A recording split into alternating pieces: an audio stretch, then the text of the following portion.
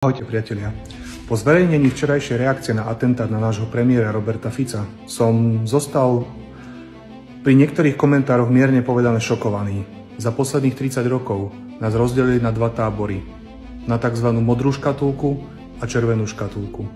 Dnes je ale čas vystúpiť z týchto škatuliek a rozdeliť spoločnosť na ľudí a neľudí. Napriek tomu, že pán Šutaj-Eštok aj Kaliňák vyzvali celkovo spoločnosť na zmierenie, sa pod videami objavili nenávistné komentáre. A ako môžete vidieť aj za mnou, stále jedni a tí istí novinári, ktorí štvú ľudí proti sebe a ktorí prekrúcajú fakty.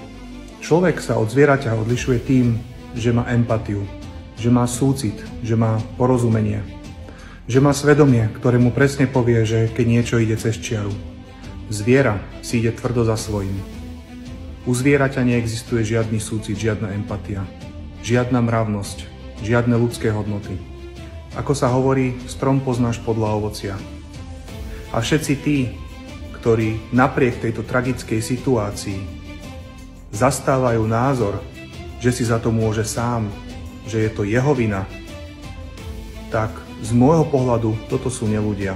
Toto sú dvojnohé zvieratá, ktoré treba izolovať od spoločnosti, pretože sú pre ňu nebezpečné. Jedine ak sa zjednotíme ako ľudia na tom, čo máme spoločné, na mravných hodnotách, na súcite a empatii, jedine tak dokážeme vyvinúť dopyt, aby sme zastavili toto zlo.